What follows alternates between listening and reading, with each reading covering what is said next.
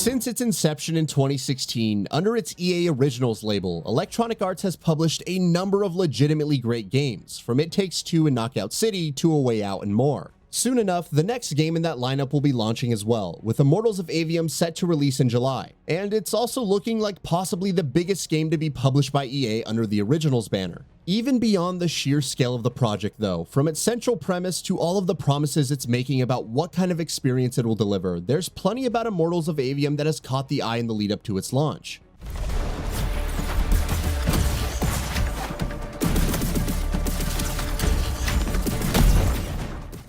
Of course, in a market that's saturated with first-person shooters, it's only natural to ask, why is another new FPS something that you should care about? There's no shortage of shooters out there that are so concretely established and so thoroughly entrenched that a new entry in the genre, especially from a new studio and a new IP, is not going to have a major uphill battle on its hands. So what is it about Immortals of Aveum that should make you care? Well, interestingly enough, that's where the game's most immediate hook comes in. It's being billed as a bombastic first-person shooter filled with high-octane action and set pieces galore, but instead of your usual military or sci-fi setting, Immortals of Aveum is set entirely in a fantasy world and sees you playing as a battle mage.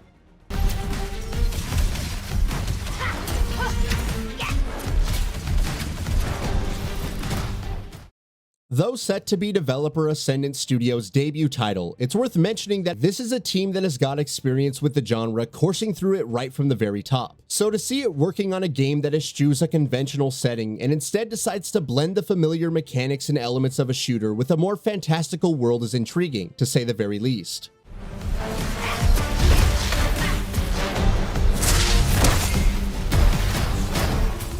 That was, in fact, the core of the idea that Robbins initially started out with before Immortals of Aveum's development even began. What if in this adrenaline-fueled FPS campaign that you're going through, instead of that chopper flying over you, it was a dragon? What if instead of a sniper taking shots at you from a distance, it was a mage? What if instead of shooting guns, you were shooting out magic from your hands? Sure enough, it's an exciting idea, so we're more than a little curious to see how it gets fleshed out in the full game. And yes, it wasn't that long ago that Ghostwire Tokyo did the whole FPS that replaced guns with hand magic thing, but to see that concept realized in a full-fledged fantasy setting should hopefully make for a much more complete experience. Of course, another major thing about Immortals of Aveum that's helped it garner attention is the fact that it is a completely single-player game. Being a new first-person shooter published by EA, that's the last thing you'd expect it to be. But Ascendant Studios has made it abundantly clear that 100% of its focus during development has been on crafting the game's big, bombastic single-player campaign. While the developer has confirmed that it has been playing around with ideas for multiplayer as well, and while that may eventually end up coming to fruition in some manner at some point down the line, for now, when Immortals of Aveum releases, it'll be concerned with one thing and one thing only: deliver a cinematic, story-driven single-player campaign. Yet another example of how EA has slowly come back around on single-player experiences, and we're all for it. What matters now is that we have a location for a location. Ley lines are too unstable in that storm, and they will have powered down their portals. Get prepped for a combat drop. Of course, being a solo game in and of itself doesn't necessarily mean it's guaranteed to be a good time. For a game that's claiming to be cinematic and story-driven, it goes without saying that how good its story, its storytelling, its world, and its characters are will have a big role to play in how hard it ends up hitting. Ascendant Studios says it has crafted a rich world that's teeming with engaging lore, fun characters, and big moments. And though those are certainly the right promises, there's no way of knowing whether they'll be fulfilled until we've actually played the game ourselves. One area where it does seem like Immortals of Aveum is going to deliver is the volume of content it'll have on offer. According to its developers, the game will be over 20 to 25 hours long if you're just sticking to the critical path, and much longer than that if you choose to engage with the side content more thoroughly. And there will seemingly be plenty of side content. Players will be going from area to area, but each will apparently be quite sizable with plenty of room for exploration, leading to optional paths, hidden content, and more. Meanwhile, interestingly enough, Immortals of Aveum will also incorporate unique design elements, with new abilities gained over the course of the campaign, allowing you to head back to older areas to reach previously inaccessible locations.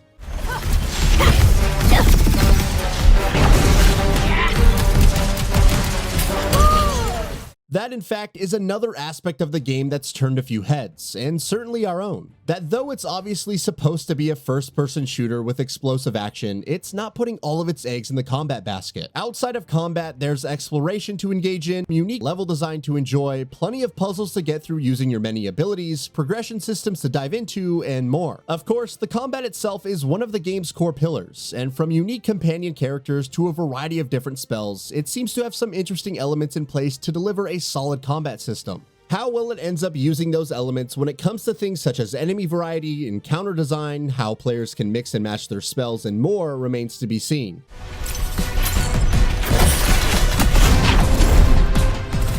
Immortals of Aveum has been in development for 5 years at this point, which is surprising considering the fact that until December, we hadn't heard a single peep about it. So clearly, Ascendant Studios has been chipping away at it for a while as it looks to realize its vision of a single-player Magic shooter. Meanwhile, the fact that the developer has also said that it hopes to turn this into a franchise of its own tells you all you need to know about how high its hopes for its debut projects are. Of course, very rarely will you find a developer that doesn't hype up its game in a similar fashion before launch, but from what we've seen of it so far, Immortals of Aveum certainly seems to be a game that may very well end up vindicating said hyping up. Here's hoping it could actually stick the landing.